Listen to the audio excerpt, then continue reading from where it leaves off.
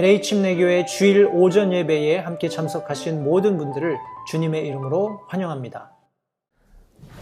오늘은 우리 요한계시록 12장 우리 두 번째 파트입니다. 7절부터 12절까지 있는 말씀을 이 아침에 성도님들과 함께 나누도록 하겠습니다. 요한계시록 12장 지난 시간에 저희들이 1절부터 6절까지 말씀을 함께 나누었고요. 오늘은 두 번째 시간으로 7절부터 12절까지 있는 말씀을 나누겠습니다. 제가 하나님의 말씀을 받들어 읽겠습니다.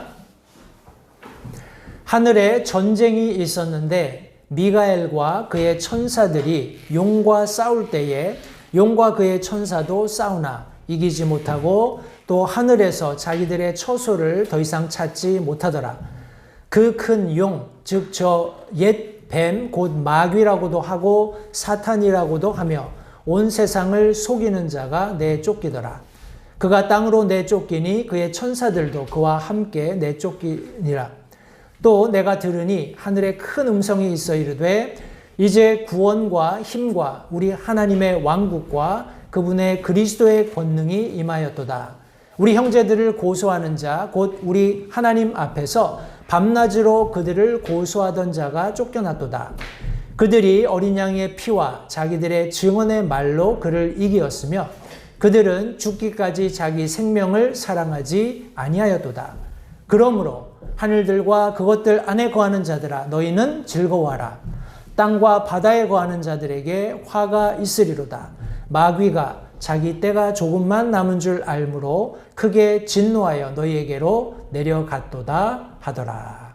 오늘 본문의 말씀을 가지고 지금 전체적으로 요한계시록 12장 우리가 계속해서 14장까지 함께 살펴볼 텐데 하늘에 나타난 큰 이적을 특별히 12장이 묘사하고 있습니다. 해서 지난 시간에는 한 여인과 아이와 또 옛 뱀, 크고 붉은 용에 관해 대해서 1절부터 6절까지 말씀을 나누었고요. 오늘은 7절부터 12절 말씀을 가지고 하늘의 전쟁 이런 제목으로 함께 말씀을 나누도록 하겠습니다. 말씀을 위해서 잠시 기도하겠습니다. 살아계신 아버지 하나님 감사합니다. 복된 주일 새 아침 사랑하는 성도들과 하나님의 말씀을 대면합니다. 이 말씀을 통해서 하나님께서 마지막에 일어날 일들을 사도 요한에게 보이신 대로 적나라하게 우리가 성경에 기록된 말씀대로 그 상황을 정확하게 영적인 안목을 가지고 바라볼 수 있도록 도와주시고 또 그것을 이해하여서 오늘날 우리가 그리스도인으로서 마땅히 살아가야 할 그런 삶의 방식들을 저희들에게 가르치시기 원합니다. 성경의 저자가 되시는 성령 하나님께서 이 아침에 우리와 함께 계시면서 부족한 소정을 통해서 참 용처대로 사용하시는 은혜를 베풀어 주심으로써 성도들에게 꼭 필요한 말씀들 그리고 분명하고 밝히 드러내지는 진리의 말씀들이 선포될 수 있도록 소정을 사용하시기 원합니다. 모든 영광을 하나님께서 흠양하실 줄 믿고 다시 한번 감사드리며 예수님 이름으로 기도했습니다. 아멘.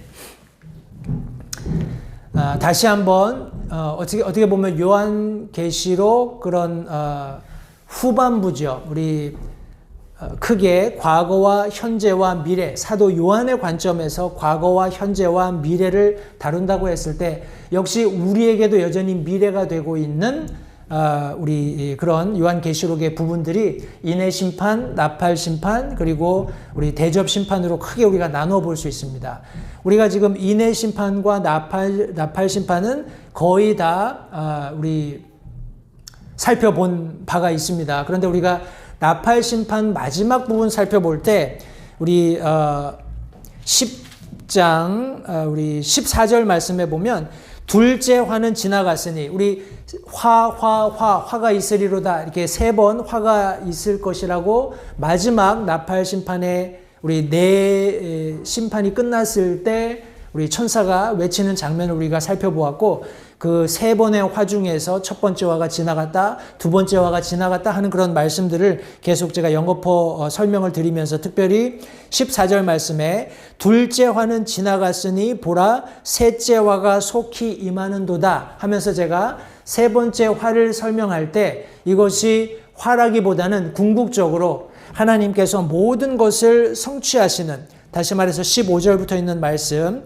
일곱째 천사가 나팔을 불매 하늘에 큰 음성이 있어 이르되 하는 그런 내용의 말씀으로 이제 최종적인 하나님의 승리가 선포된 것을 제가 말씀을 드렸습니다. 그런데 우리 화라는 측면에서, 우리 오우라고 영어로, 이 화라는 측면에서 아직까지 완전히 하나님의 그런 진노가 쏟아 부어지지 않은 상태이기 때문에 어떤 의미에서 우리가 계속 강조해서 살펴보고 있는 대로 우리 마지막 7번째 인을 뗄 때 나팔 심판이 시작되었고, 또 마지막 7번째 나팔이 울릴 때 이제 7 대접의 심판이 시작되는 그런 독특한 구조를 가지고 있는 요한계시록의 그런 하나님의 최종적인 진노, 그것을 우리가 염두에 두고 생각해 볼 때 지금 우리가 지난 시간을 통해서 살펴보았던 이런 힘센 천사라든지 두루마리라든지 두 증인, 혹은 우리가 오늘 살펴보고 있는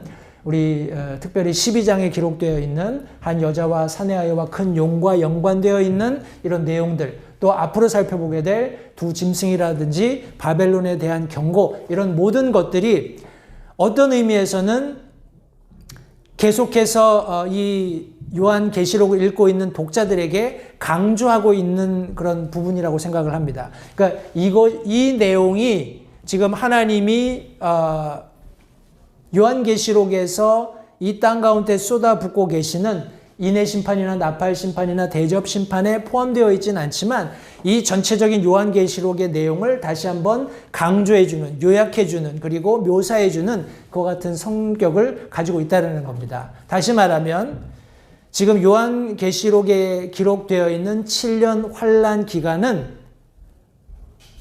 원론적으로 얘기하면은 우리 이방인들을 위한 건 아닙니다. 교회를 위한 건 아니에요. 우리 다니엘의 71회에 69일에는 이미 완성이 됐잖아요. 그죠? 끝이 났습니다. 그리고 남아있는 마지막 한 일에, 즉 7년이 지금 여기 요한계시록에서 묘사되고 있는 것인데, 지금 저와 여러분들은 은혜 시대, 교회 시대를 살고 있습니다. 때문에 이것이 우리 오늘날 예수님을 개인의 구주로 영접하고 구원받은 성도들에게까지 해당되는 기간이다라고 생각하는 것은 성경적이지도 않고 하나님의 그런 본성과도 어긋나는 것이다라는 것을 다시 한번 기억하시면 좋겠어요.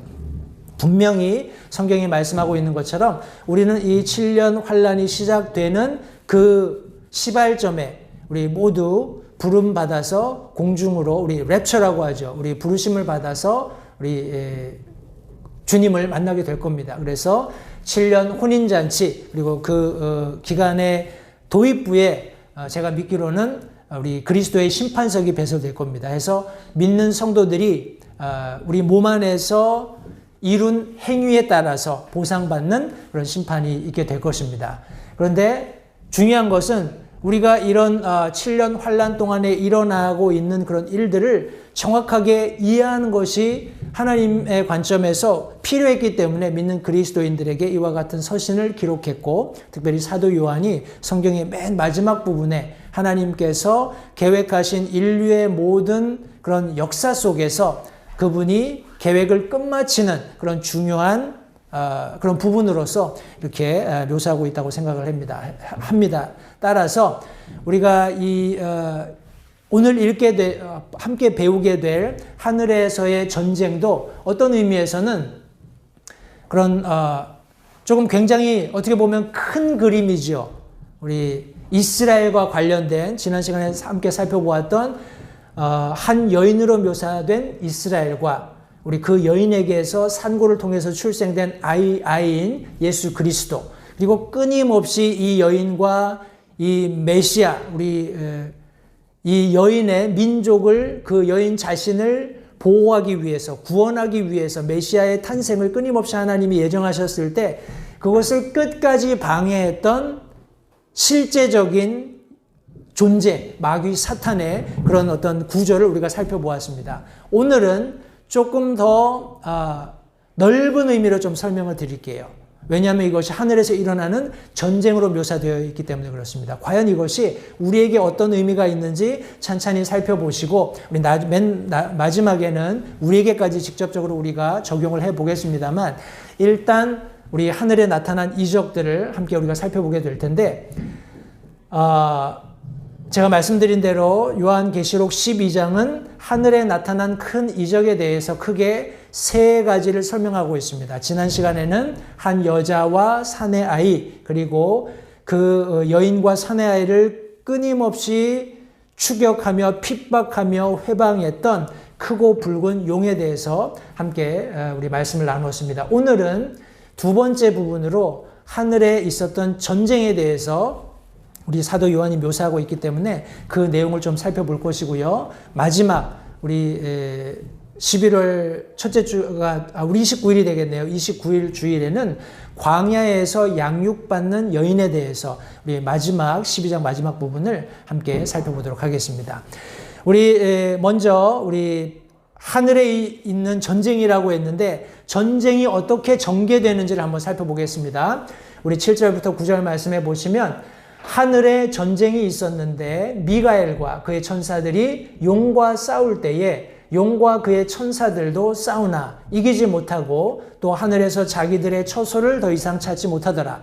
그 큰 용, 저 옛 뱀, 곧 마귀라고도 하고 사탄이라고도 하며 온 세상을 속이는 자가 내쫓기더라. 그가 땅으로 내쫓기니 그의 천사들도 그와 함께 내쫓기니라. 성경이 말씀하고 있습니다. 여기 성경 안에서 우리 뭐라고 할까? 영어로 우리 simultaneous라고 하는데 이렇게 막 반복적으로 또 이렇게 서로 이렇게 바꾸어서 막 통용되는 그런 말들이 있는데 여기 보니까 큰 용, 크고 붉은 용 혹은 옛 뱀, 마귀, 사탄, 온 세상을 속이는 자, 또 나중에 우리 뒤에 보면 참소하는 자, 이런 여러 가지 다양한 이름이 사용이 되는데 그 대상은 하나라는 거예요. 이해가 되시죠? 예, 우리 대상도 우리 조금 더 살펴볼 텐데, 이런 하늘에 있는 그런 전쟁을 사도 요한이 묘사하고 있습니다. 제가 지난 시간에 잠깐 말씀드린 것처럼 우리 전쟁의 배경이 지금 하늘입니다. 그죠? 하늘인데 이 하늘은 참 이게 영어로도 그렇지만 한국말로도 하늘 그러면 참 굉장히 넓습니다. 그죠? 범위가 굉장히 넓어요. 그런데 성경 제가 원어를 여기다 적어 놓은 이유는 저 원어가 의미하는 특별한 그런 의미가 있어요. 그 의미가 뭐냐 하면 우리 높이, 고도, 우리 엘리베이션이라고 하죠. 이런 고도라는 측면에서 하늘이에요. 높이 올라가기 때문에 하늘입니다. 그런 하늘인데 더 우리가 조금 더 추가적으로 이 단어를 이해한다면 이것이 하나님이 거하시는 곳까지 확장이 될 수 있어요. 그러니까 우리가 흔히 알고 있는 천국이죠. 그죠? heaven이라는 단어로까지 확장이 될 수 있습니다. 그래서 이것이 암시하는 바는, 이 하늘이라는 단어가 암시하는 바는 우리가 하늘 혹은 우리 믿는 그리스도인으로서 하늘 그러면 어떤 생각이 드세요? 거기에는 정말 행복이 있고, 그죠? 하나님의 권능이 가득 차 있고, 그리고 거기에 영원함이 있다. 이런 생각들이 드시죠? 그런 단어들이 다 포함되는 그런 장소입니다. happiness, power, eternity 이런 단어들이 다 포함되는 단어가 지금 사도 요한이 묘사하고 있는 지금 하늘입니다. 하늘에서 봤던 이적들, 그리고 하늘에서 일어나고 있는 전쟁, 그것들이 다 그런 의미를 내포하고 있다는 겁니다. 그리고 조금 더 특이하게 우리 기독교 안에서 복음을 의미하는 것으로 묘사되기도 합니다. 그러니까 복음은, 우리가 복음을 전했을 때 그 복음은 결국 그 복음을 받아들이는 사람에게 하늘의 소망을 가져다 주는 거잖아요. 그죠? 하나님이 계시는 그곳에 나도 갈 수 있는 소망을 주는 것이니까 그런 의미로서의 하늘이라는 그런 독특한 단어를 여기 지금 사도 요한이 사용하고 있는 겁니다. 해서 지금 사도 요한이 하늘에서 펼쳐지는 이적들을 묘사하고 있는 겁니다. 그러니까 그런 어떤 뭐라고 할까, 요새는 테크놀로지가 많이 발달을 했기 때문에 빛을 가지고 레이저 같은 거를 쏴가지고 하늘에다가 막 그림도 그리고 이런 거 보셨잖아요. 그죠? 근데 그것이 아니라 하나님께서 하늘에 디스플레이 하신 거예요. 그러니까 사람이 보여주는 것이 아니라 하나님이 보여주고 계시는, 하나님이 가지고 계시는 완전한 계획들이 지금 사도 요한의 눈앞에 펼쳐지고 있다는 것을 아시면 되겠고, 어떤 의미에서는 이와 같은 이적을 아마 유대인들이 예수님께 찾았을지도 모르겠다는 생각을 합니다. 예수님이 계셨을 때 계속 유대인들이 그런 요구를 했잖아요. 네가 우리에게 보여줄 이적이 뭐냐? 기사가 뭐냐? 사인이 뭐냐? 이런 얘기를 많이 했거든요. 예수님께서 거두절미하시고 내가 너에게 보여줄 이적은 요나의 이적밖에 없다라고 말씀하신 것, 그거 한번 성도님들 기억하실 겁니다. 그리고 하나님께서 통치하시는 하늘이기 때문에 하나님께서 어느 곳에, 가령 그것이 저 개인적으로는 이제 루시퍼잖아요. 그죠? 이 용이라는 타락 이전에 루시퍼가 존재했던 그런 어떤 영역이 뭐 셋째 하늘까지 제가 확장을 하진 않겠습니다만 우리가 알고 있는 우주 전체라는 그런 공간으로부터 우리가 지금 보고 있는 이 대기권 안에의 어떤 하늘, 그런 모든 영역을 포함하고 있는 그런 하늘에서 이제 이런 전쟁이 일어난 것이 아닐까. 정확하게 어딘지는 뭐 묘사하고 있지 않기 때문에. 그런데 나중에 보면 별의 그 꼬리로 별의 3분의 1을 땅으로 내던졌다 하는 그런 측면으로 우리가 이해해 볼 때는 아마도 둘째 하늘 정도가 되지 않겠는가 하는 그런 생각을 해봅니다. 그런데 우리가 그냥 가시적으로 보이는 인간적인 그런 육신의 눈으로 보이는 이런 하늘은 아닐 것이다라는 생각을 그냥 해봅니다. 뭐 정확하게 성경이 말씀하고 있지 않기 때문에 뭐 이것이 정확하게 어디에서 일어난 전쟁이다라고 말씀드릴 수는 없을 것 같아요. 그러나 이런 여러 가지 정황들을 가지고 저 하늘이 가지고 있는 의미, 그리고 사도 요한이 지금 묘사하고 있는 이런 이적들, 하늘에 나타나는 그런 이적들을 우리가 미루어서 조금 짐작해 보는 것 뿐입니다. 우리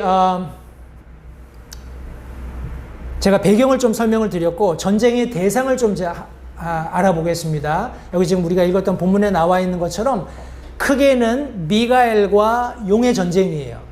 미가엘과 용의 전쟁인데 우리 성경 말씀에 보면 미가엘이 이끄는 군대가 있었고 용이 이끄는 군대가 있었습니다. 그런데 그들은 다 천사들이었어요. 영적인 존재들이었습니다. 그들이 치르는 전쟁을 지금 사도 요한이 목격하면서 여기 지금 진술하고 있는 겁니다.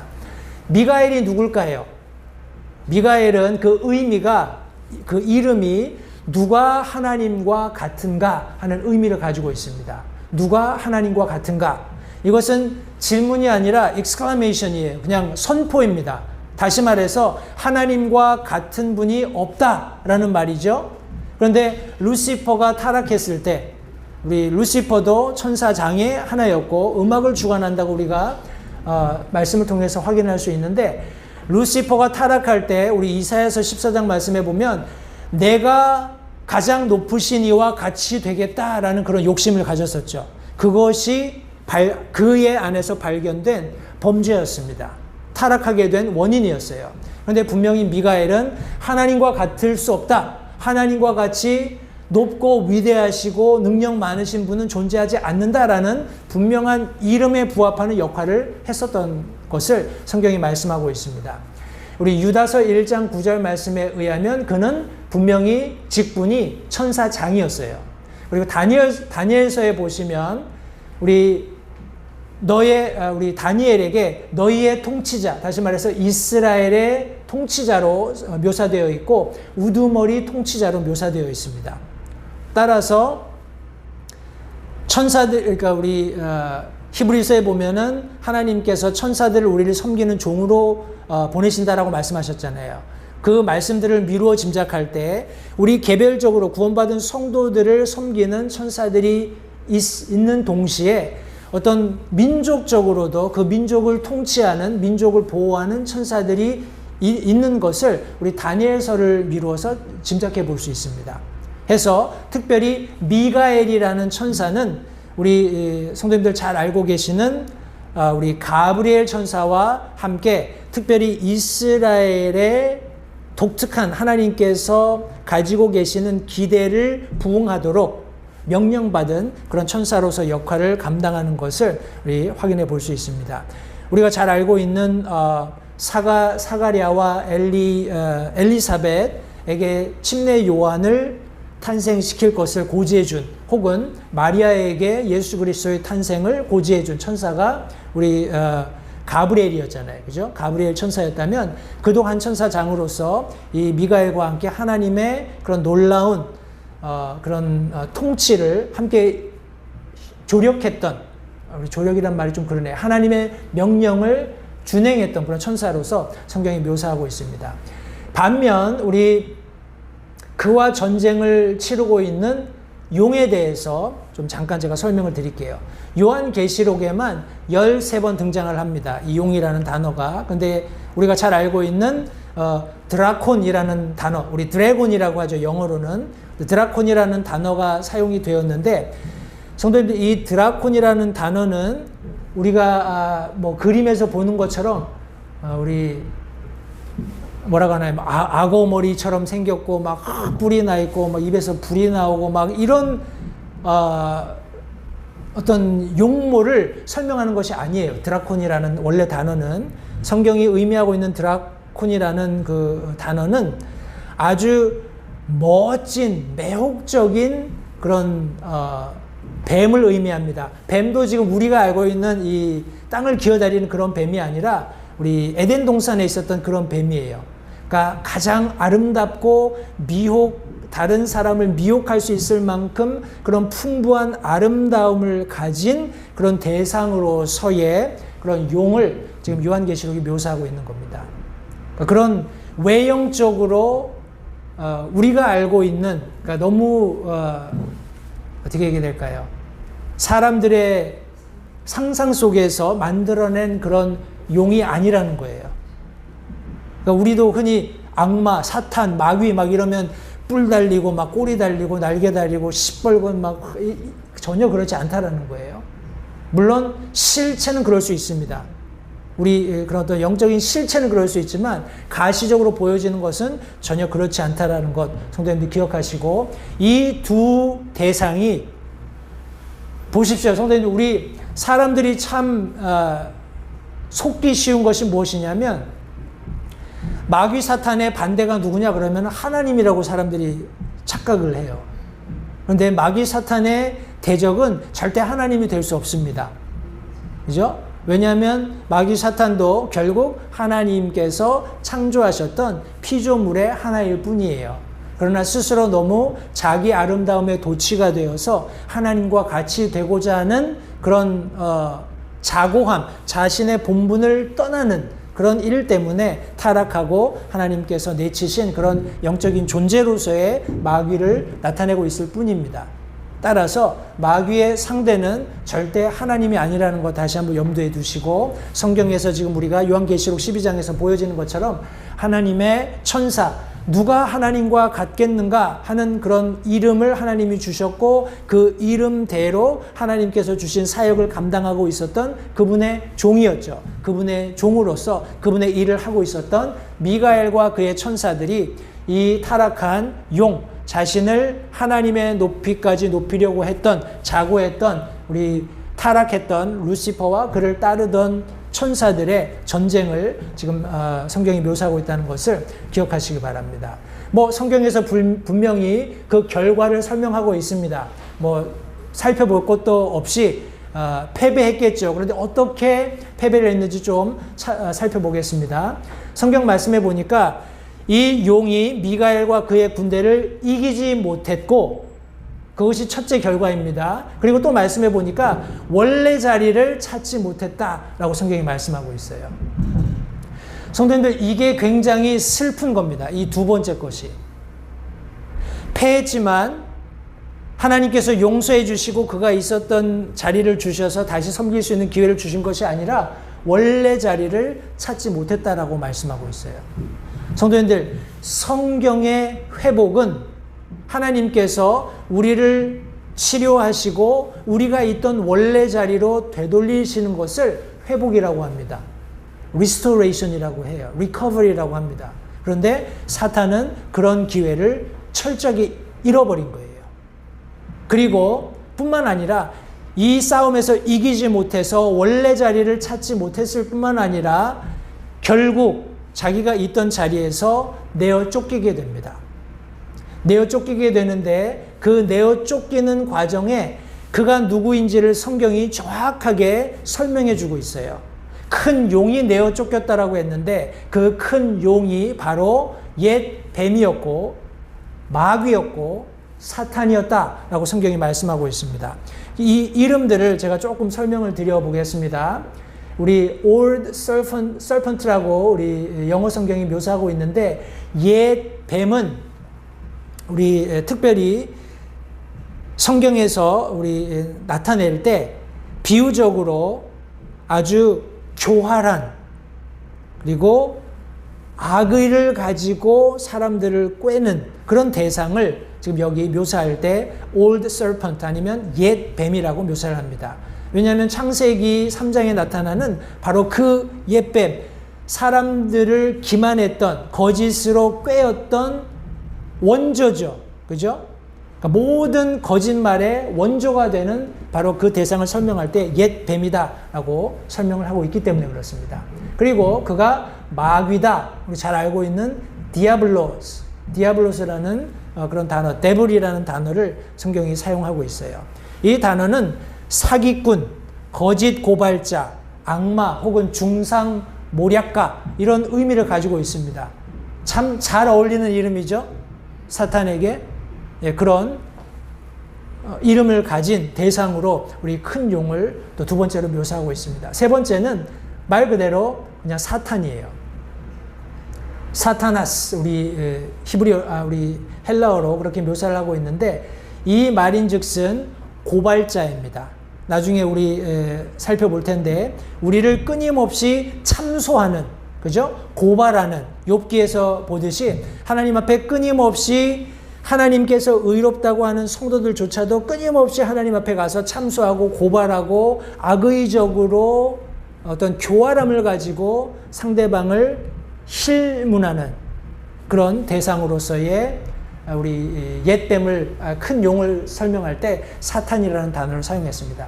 모두 우리에게 익숙한 단어이지만 그 대상은 하나입니다. 이런 우리 전쟁의 결과로서 이기지 못하고 원래 자리를 찾지 못하고 쫓겨났던 큰 용, 우리 옛뱀, 마귀, 사탄을 설명하면서 결과적으로 그를 추종했던, 그를 따랐던 나머지 천사들도 그와 함께 내어 쫓기는 장면을 성경이 묘사하고 있습니다. 성도님들, 결과는 이미 성경에 기록되어 있습니다.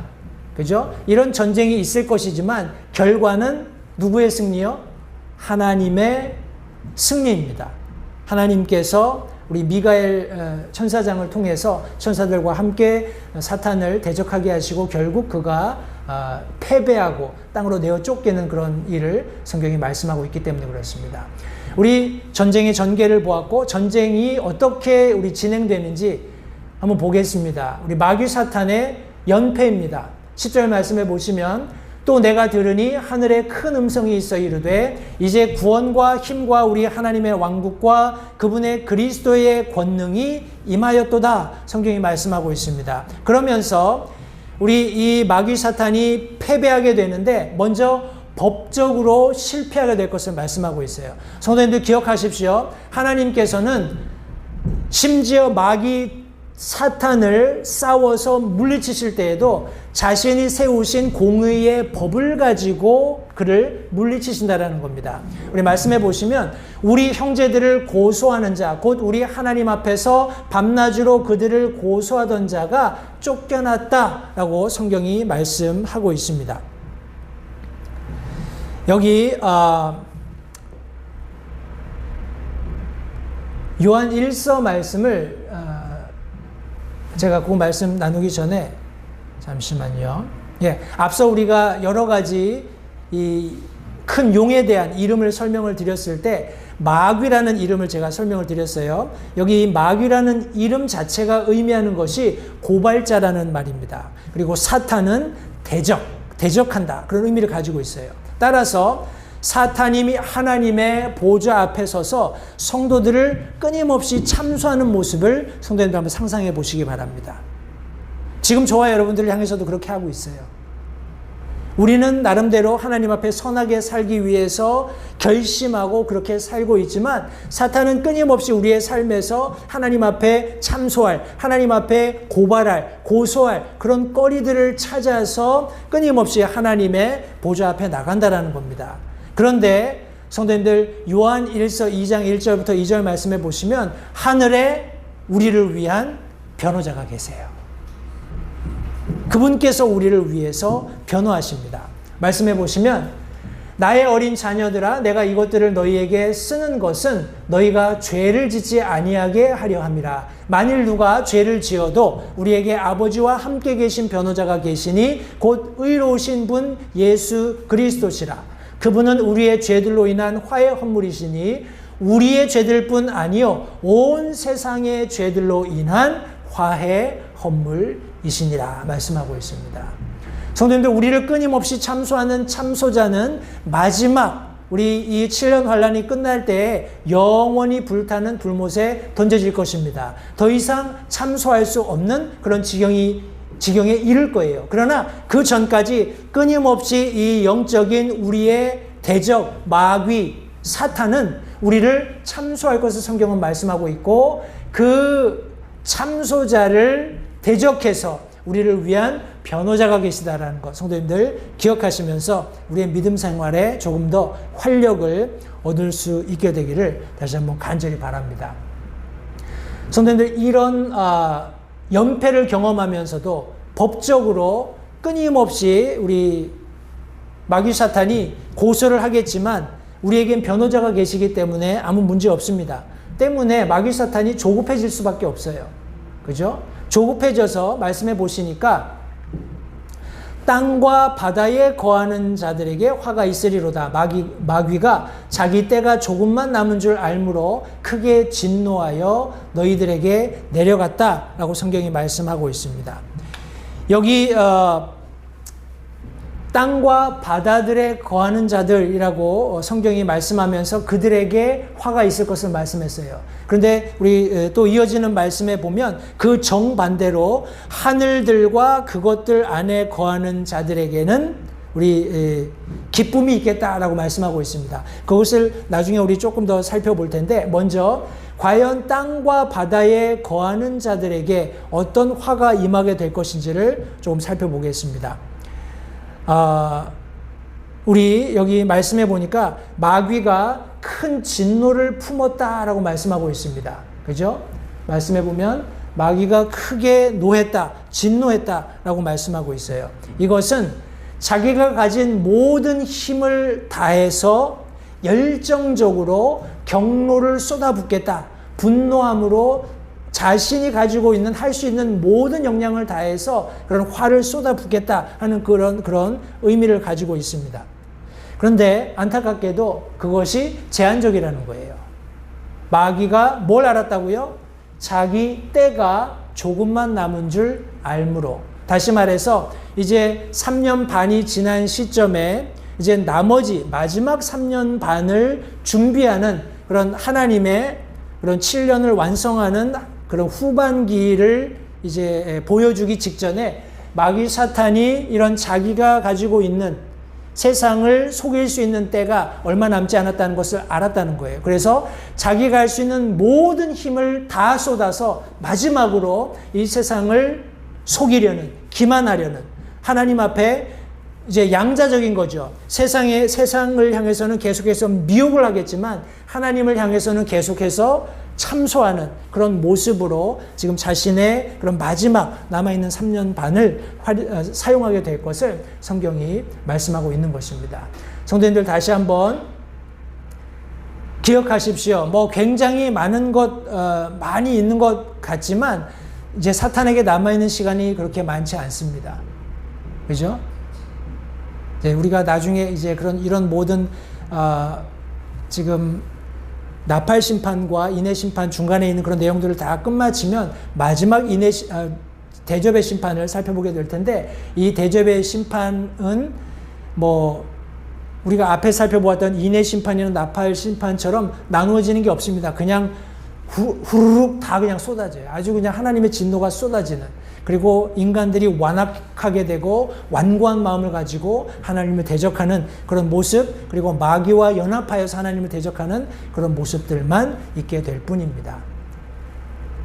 우리가 지금 함께 나누고 있는 본문의 마지막 부분에 보시면 이제 이 모든 전쟁을 통해서, 하늘에 있는 전쟁을 통해서 하나님께서 성취하시게 되시는 영원한 승리가 그려지게 됩니다. 말씀해 보시면 그들이 어린 양의 피와 자기들의 증언으로 말미암아 그를 이기었으며 그들은 죽기까지 자기 생명을 사랑하지 아니하였도다. 그러므로 하늘들과 그것들 안에 거하는 자들아 너희는 즐거워하라. 성경이 말씀하고 있습니다. 아까 땅과 바다에 거하는 자들에게 화가 있을 것을 성경이 말씀하신 반면에 이 12절 말씀해 보시니까 하늘과 그것들 안에 거하는 자들에게는 기쁨, 즐거움이 있겠다라고 성경이 말씀하고 있습니다. 제가 이후에 조금 더 부연 설명하겠습니다만 여기 이 말씀해 보시면 승리의 원인이 잘 설명되어 있어요. 어떻게 하나님께서 이런 승리를 가져다 주시는가? 물론 궁극적으로는 미가엘과 우리 크고 붉은 용과 그들을 따르는, 그들과 함께 했던 천사들의 영적인 전투였지만 궁극적으로 하나님께서 이 모든 그림을 통해서 우리에게 보여주시고자 하시는 것은 주님을 믿는 모든 성도들, 교회 시대에 사는 성도들뿐만 아니라 7년 환란을 지나면서도 들려진 복음에 반응해서 예수 그리스도를 개인의 구주로 영접하는 그런 성도들의 그런 승리가 보장되어 있는데, 이 승리의 원인이 무엇인지를 설명하고 있습니다. 방금 읽었던 말씀에 보시면 먼저 어린 양의 피가 그들의 승리의 원인이 되었던 것을 성경이 말씀하고 있습니다. 우리 베드로전서 1장 18절 19절 말씀 보시면 너희가 알거니와 너희 조상들로부터 전통적으로 물려받은 너희의 헛된 행실에서 너희가 구속받은 것은 은이나 금같이 썩을 것들로 된 것이 아니요 오직 흠도 없고 점도 없는 어린 양의 피 같은 그리스도의 보배로운 피로 된 것이니라 말씀하고 있습니다. 성도님들, 저와 여러분들이 구원받은 것은 그냥 우리에게 전통적으로 물려진 어떤 종교적인 행위 때문이 아니라는 거예요. 그 궁극적인 구원의 그런 원인, 요소가 무엇이냐면 흠없고 점도 없는 어린 양의 피와 같은 예수 그리스도의 보배로운 피로 된 것이다 라고 말씀하고 있습니다. 이 구원의 원인은 지금이나 과거나 미래나 동일합니다. 구원은 오직 예수 그리스도의 보혈의 공로로 말미암는다라는 것을 성경이 말씀하고 있습니다. 요한계시록 7장 13절 14절 말씀에서도 장로들 중에서 한 사람이 응답하여 내게 이르되 흰 예복을 차려입은 이 사람들은 누구냐? 또 그들은 어디서 왔느냐 하며 내가 그에게 이르되 장로여 당신이 아시나이다 하니 그가 내게 이르되 이들은 큰 환난에서 나와 자기 예복을 씻고 어린 양의 피로 그것을 희게 한 자들이니라 성경이 말씀하고 있습니다. 7년 환난 기간에도 구원받는 사람들이 있을 것인데 그들이 구원받는 방법도 동일하다라는 거예요. 어떻게 해요? 예수 그리스도의 피로 그것을 희게 한 그런 사람들이 구원받게 된다는 것을 성경이 분명히 말씀하고 있습니다.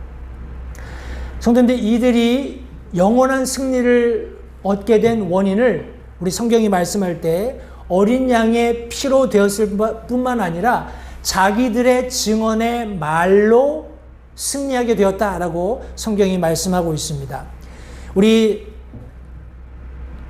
요한계시록 19장 20절 말씀해 보시면 내가 그의 발 앞에 엎드려 그에게 경배하려 하매 그가 내게 말하기를 나는 내 동료 종이요 예수님의 증언을 가진 내 형제들 가운데 속한 자니 너는 주의하여 그리하지 말고 하나님께 경배하라. 예수님의 증언은 대언의 영이니라 하더라. 이렇게 말씀하고 있습니다. 성도님, 여기 자기들의 증언의 말이라고 했을 때 구원받은 우리 성도들이, 우리 저를 포함해서 물론 교회 시대의 성도들을 7년 환란 기간에 있는 성도들과 여러 모양으로 동일시하는 것은 좀 어려운 부분이 있습니다. 그러나 구원이라는 측면에서 우리가 공통점을 찾을 수 있다면 저와 여러분들도 우리의 증언의 말로 영원한 승리를 거둘 수 있다는 거예요. 말인즉슨 저와 여러분들의 증언이 뭡니까? 우리의 지혜 혹은 우리가 가지고 있는 성경 지식이 아니라 예수 그리스도께서 우리에게 가져다 주셨던 진리의 말씀, 그것들을 증언할 뿐이에요. 그죠?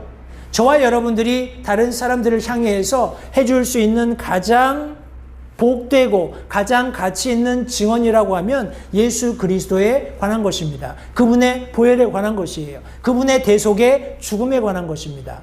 예수 그리스도께서 우리에게 주신 진리의 말씀을 다른 사람들에게 증언하는 겁니다. 따라서 자기들의 증언, 다시 말해서 우리 한 사람 한 사람이 구원받은 사람이라면 우리에게는 증언할 말이 있어야 된다는 거예요. 근데 이 마지막 부분에 보시니까 예수님의 증언이 뭐라고요? 대언의 영. 다시 말해서 예수님께서도 성령, 보혜사 혹은 위로자를 설명하실 때 그분께서 오셔서 우리를 진리 가운데로 이끄실 것인데 그분은 자기의 말을 하지 않고 자기가 들은 것들을 말씀해 주실 것이다 라고 말씀했습니다. 그 말인즉슨 하나님과 우리 삼위일체로 계신 하나님께서 늘 동의하시면서 늘 우리에게 우리가 마땅히 알아야 할 것들을 가르쳐 주신다라는 거예요. 성령 하나님께서 하나님 우리 아버지 하나님이나 아들 예수 그리스도께 가만히 있어 내가 가서 얘기하고 올게 이렇게 하시지 않는다라는 거예요. 세 분이 다 동의하시는 과정 가운데 하나님께서 뜻하신 것들을 온전히 성취하기 위해서 그분의 자녀가 된 거듭난 그리스도인들에게 무엇을 깨닫게 하시고 무엇을 가르치시고 또 무엇을 지도하시는 그와 같은 역할을 하신다는 의미에서 그런 말씀들을 하셨다는 겁니다. 따라서 예수님의 증언, 예수님께서 우리에게 가져다 주시는 놀라운 복음의 이 증언들은 성도님들 성령 하나님께서 동일하게 우리에게 가져다 주시는 것이고 내주하에 계시는 성령 하나님께서 우리 가운데 계시다면 성도님들 저와 여러분들은 우리들의 증언의 말로써 이 영원한 승리를 쟁취할 수 있다. 우리 이 영원한 승리를 얻을 수 있다라는 것을 다시 한번 기억하시기 바랍니다. 우리 요한계시록 22장 18절 19절 말씀에서도 이 책의 대언의 말씀들을 듣는 모든 사람에게 증언하노니 말씀하면서 만일 어떤 사람이 이것들에다 더하면 하나님께서 이 책에 기록된 재앙들을 그에게 더하실 것이요 만일 어떤 사람이 이 대언의 책의 말씀들에서 빼면 하나님께서 생명책과 거룩한 도시와 이 책에 기록된 것들로부터 그의 부분을 빼시리라고 분명히 성경이 언급하고 있습니다.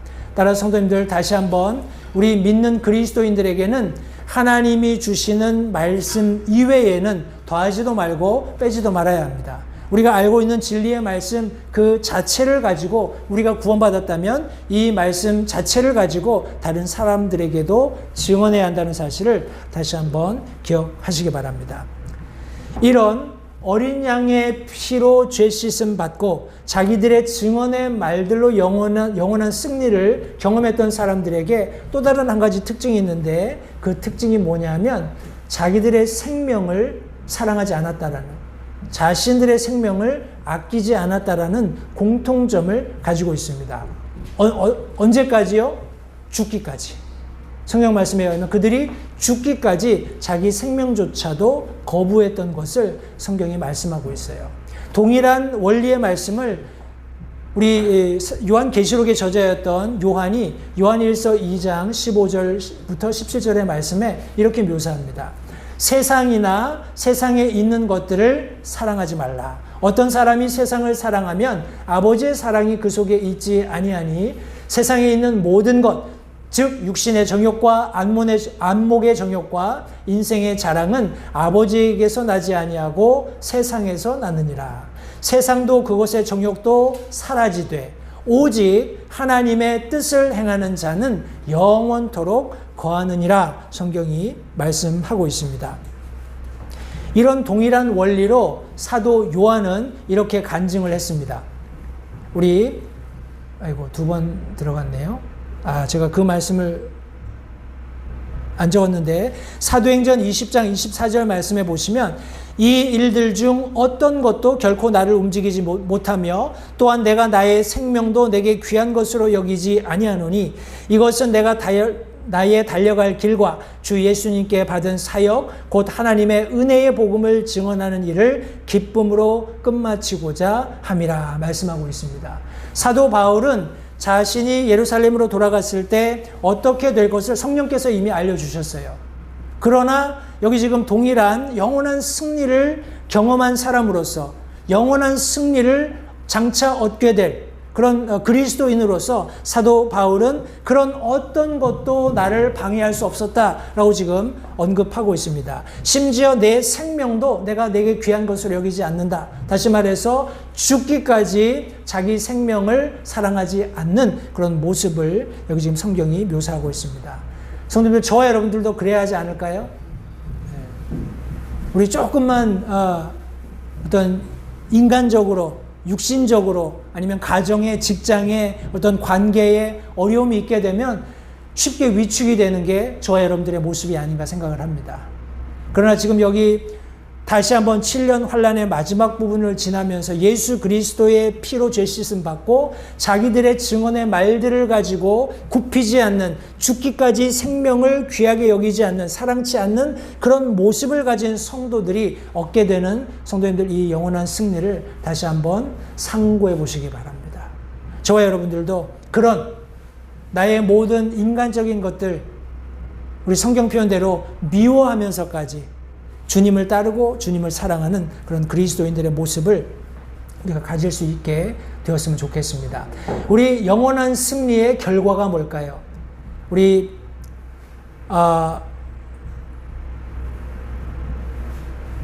앞서서 제가 잠깐 언급드렸던 것처럼 하늘과 그 안에 거하는 자들에게 우리 기쁨이 있을 것을 기뻐하라라는 그런 말씀을 성경이 묘사하고 있습니다.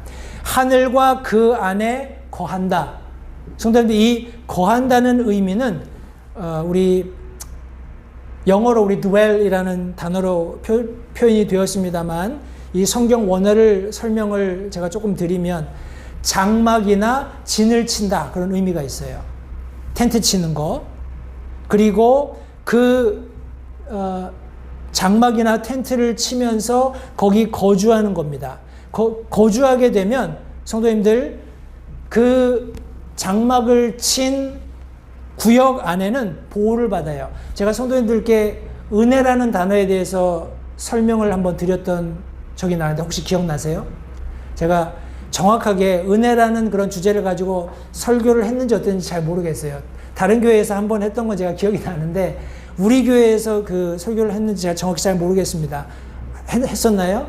그 성경이 말씀하는 히브리어가 의미하는 은혜가 무엇인지를 제가 설명을 드렸었는데 여기 이 말씀을 보니까 하늘과 그 안에 거하는 자들을 묘사할 때 그 거한다는 의미가 히브리어의 은혜라는 말과 똑같습니다.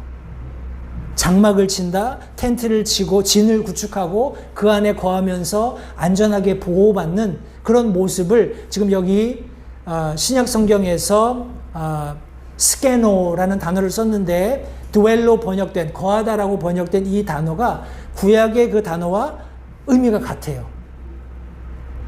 그런데 성도님들 보십시오. 요한복음 1장 14절 말씀에 보면 말씀이 육신이 되어 우리 가운데 어떻게 해요?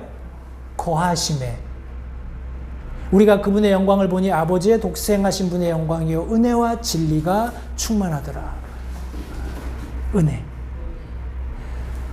말씀이 육신이 되어서 우리 가운데 거하셨다라는 거예요. 하나님께서 우리에게 오셔서 같이 장막을 치시고 진을 치시고 그분 안으로 들어오는 모든 자들과 함께 거하신다는 겁니다. 그분 안으로 들어오는 모든 자들을 보호해 주신다라는 거예요. 그것이 뭐라고요? 은혜. 하나님이 먼저 우리에게 은혜를 베풀어 주신 거예요. 놀랍지 않습니까? 우리가 하늘과 그 안에 거하게 되었다. 아, 나는 하늘에 거할 거야. 하나님과 함께 거할 거야. 그게 아니라 먼저 하나님이 그렇게 하셨다라는 거예요. 이 말씀을 듣고 보니까 요한일서에 기록된 말씀이 이해가 되더라고요. 우리가 서로 사랑하자. 그러면서 사랑은 하나님께 속한 것이고 하나님이 사랑 그 자체시라는 거. 그죠? 그 사랑을 하나님께서 우리에게 먼저 보여주셨기 때문에 우리가 사랑하고 할 수 있는 것처럼 하나님께서 먼저 우리와 거해 주셨기 때문에 우리도 그분과 함께 거할 수 있게 되었다라는 거. 성도님들 잊지 마시기 바랍니다. 요한계시록 7장 15절 말씀해 보시니까 그러므로 그들이 하나님의 왕좌 앞에 있고 또 그분의 성전에서 밤낮으로 그분을 섬기느니라. 또한 왕좌에 앉으신 분께서 그들 가운데 거하실 터인즉. 우리와 육신을 가지고 오셔서 우리 가운데 거하셨던 그분께서 이제 영원히 그들 가운데, 저와 여러분들 가운데 거하시겠다라고 말씀하고 있습니다. 우리가 읽었던 본문 말씀 12절 상반절에도 그러므로 하늘들과 그것들 안에 거하는 자들아, 너희는 어떻게 하라고요? 저와 여러분들은 즐거워해야 할 이유가 너무나 많습니다. 즐거워해야 해요. 두 번째로 우리를 향해서 기뻐하라고 말씀하시는데 이사야서 66장 10절 말씀해 보시면 예루살렘을 사랑하는 자들아 너희는 다 그녀와 함께 기뻐하고 즐거워하라. 다시 말해서 예루살렘을 사랑하는 사람들은 예루살렘과 함께 기뻐하고 즐거워하라는 거예요. 예루살렘으로 인하여 애국하는 자들아 너희는 다 예루살렘과 함께 기뻐하라 라고 성경이 말씀하고 있습니다. 성도님들, 왜냐하면 하나님께서 결국 예루살렘을 회복하실 것이기 때문에 그래요. 예루살렘을 기쁨의 어떤 센터로, 중심으로 만드실 것이기 때문에 그렇습니다. 이런 말씀이 스바냐에 또 기록되어 있습니다. 우리가 아마 찬송으로도 잘 부르는 그런 본문일 텐데 스바냐 3장 16절 17절 말씀해 보시면 그날에 사람이 예루살렘에게 이르기를 너는 두려워하지 말라 하고 시온에게 이르기를 내 손을 늘어뜨리지 말라. 내 한가운데 계시는 주 내 하나님은 능하신 이시니 그분께서 구원을 베푸시고 너로 인해 기뻐하며 즐거워하시고 친히 사랑하는 중에 안식하시며 너로 인해 노래를 부르고 기뻐하시리라 하니라. 성경이 말씀하고 있습니다. 하나님이 기뻐하신다고 말씀하고 계세요. 성도님들, 저와 여러분들이 기뻐하지 않을 이유가 뭐가 있습니까? 그죠? 하나님께서 이스라엘을 회복하시고 예루살렘을 그 기쁨의 중심에 두실 때에 다시 한번 하나님께서 이루시겠다고 약속하신 모든 말씀이 성취되는 겁니다.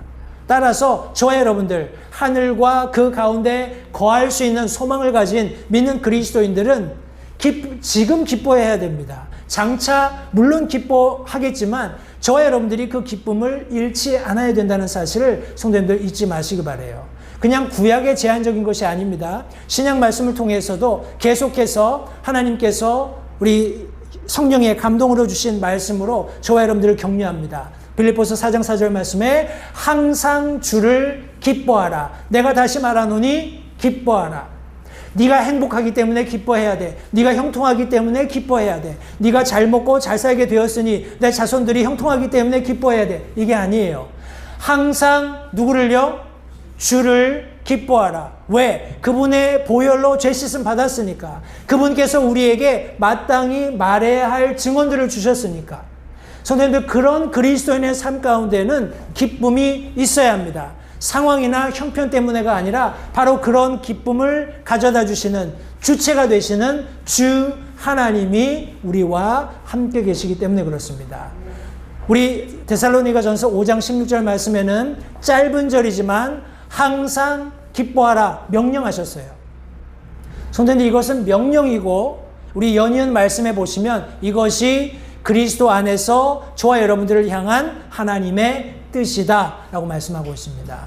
어떤 의미에서 저와 여러분들이 기쁨을 잃지 않는 것, 구원의 확신, 우리가 주님을 배울 구원의 확신과 복된 소망을 잃지 않는 것을 가지고 이 세상을 살며 기뻐하는 것은 궁극적으로 하나님께서 저와 여러분들에게 가지신 뜻을 성취하는 겁니다.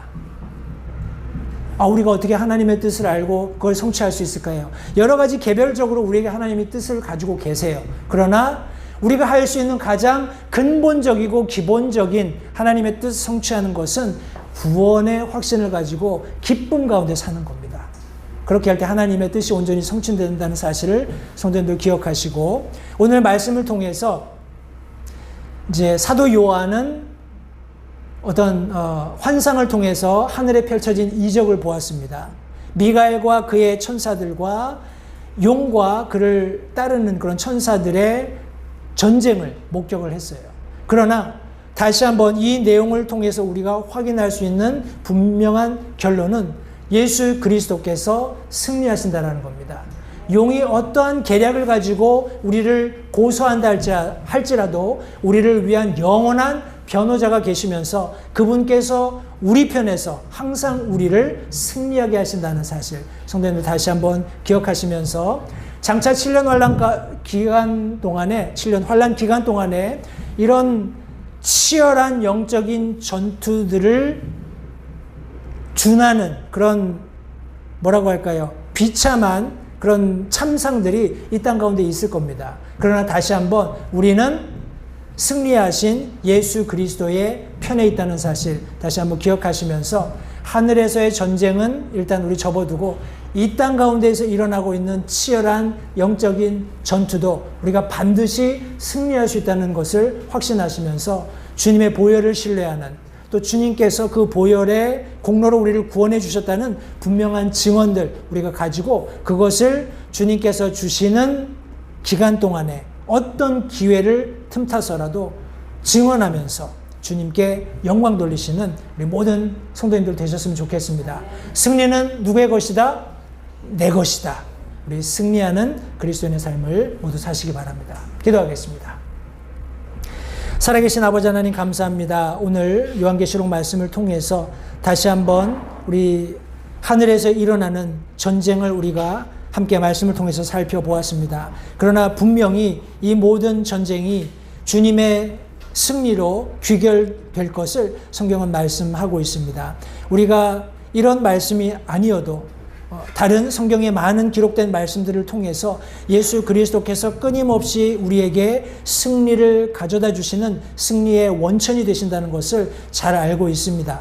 바라기는 우리가 그런 말씀들 의지하고 신뢰하며 무엇보다도 승리의 대장이 되시는 예수 그리스도와 함께 동행하면서 늘 승리하는 삶 살 수 있도록 주님 도와주시기 원합니다. 그런 승리의 삶을 위해서 저마다 우리의 삶에서 우리가 버려야 할 그런 죄된 습성이 있을 줄 압니다. 다시 한번 그런 죄된 습성들을 버리기로 결단하고 정결한 모습으로 거룩한 주님의 백성들로서 이 땅을 살아갈 때 참 주님과 동행하며 승리할 수 있도록 결단하는 이런 귀한 우리 이 아침이 될 수 있도록 도와주시기 원합니다. 초청의 시간을 주님께 의탁드리며 예수님 이름으로 기도했습니다. 잠시 들으신 말씀에 따라 결단하는 시간을 가지시기 바랍니다. 하나님께서 무엇을 말씀하시든지 따르기로 결단하십시오. 하나님께서는 순종하는 자들을 존중하십니다. 아직 예수님을 개인의 구주로 영접하신 사실이 없으시다면 자신이 죄인됨을 인정하며 하나님께 나오는 자들을 하나님께서 받아주신다는 확실한 말씀에 근거하여 다음과 같이 기도하십시오. 하나님, 나는 죄인입니다. 나는 내 죄로 인해 죽을 수밖에 없음을 압니다. 그러나 예수님께서 내 죄를 위해 십자가에서 피 흘려 죽으시고 사흘 만에 다시 살아나셔서 내 죄값을 모두 지불하셨고 내게 새로운 생명을 약속하셨음을 믿습니다. 지금 이 순간 예수님을 내 마음에 모셔드립니다. 내 마음에 오셔서 나의 주와 그리스도가 되어주십시오. 예수님 이름으로 기도했습니다. 다음과 같이 기도하셨다면 여러분은 성경 말씀대로 구원을 받으셨습니다. 계속해서 주 안에서 함께 자라가는 복된 교제가 있기를 간절히 바랍니다.